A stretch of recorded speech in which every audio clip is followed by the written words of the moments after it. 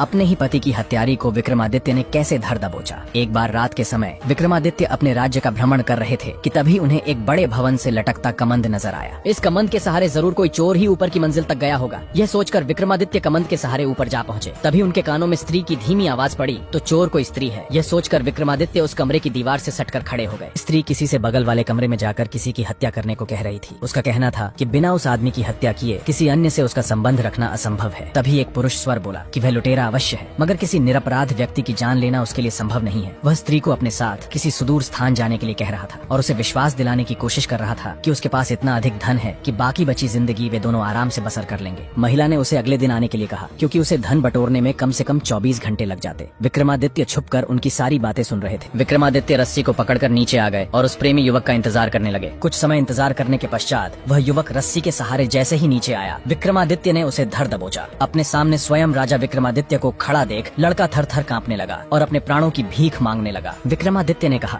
यदि तुम मुझे पूरा सच बताओगे तो तुम्हें मृत्यु दंड नहीं मिलेगा। युवक ने कहा, मैं बचपन से ही उससे प्रेम करता था और मैंने उसके साथ विवाह के सपने संजोए हुए थे। एक दिन मेरे पिताजी का धन से भरा जहाज समुद्री डाकुओं ने लूट लिया और उन दुर्दांत हत्यारों ने मेरे पिताजी को भी मौत के घाट उतार दिया। मैं रातों रात अनाथ और कंगाल हो गया। मेरे अंदर प्रतिशोध की भावना भभक रही थी और मैं अपने पिता के हत्यारों की खोज में निकल पड़ा। कुछ साल इधर उधर भटकने के पश्चात मैं उन लुटेरों तक जा पहुंचा। मैं उन खूंखार डाकुओं के दल में शामिल हो गया और उन सबका विश्वास जीत लिया। अवसर मिलते ही उनमें से किसी एक को मैं मौत के घाट उतार देता। एक एक करके मैंने सभी डकैतों को मौत के घाट उतार दिया और लूट का सारा धन लेकर अपने घर लौट आया। घर आकर मुझे पता चला कि एक धनी सेठ के साथ मेरी प्रेमिका का विवाह हो गया और वह अपने पति के साथ चली गई। मेरे सारे सपने बिखर गए। एक दिन जब वह मायके आई तो मुझसे मिलने के लिए आ गई। मैंने सारा वृत्तांत उसे कह सुनाया। उसने मुझसे कहा कि उसे मेरे पास धन होने की बात पर तभी विश्वास होगा जब मैं 9 लखा हार उसके गले में डाल दूंगा। मैं 9 लखा हार लेकर पहुंचा, तब तक वह अपने पति के पास चली गई। मैं हार लेकर उसके ससुराल जा पहुंचा।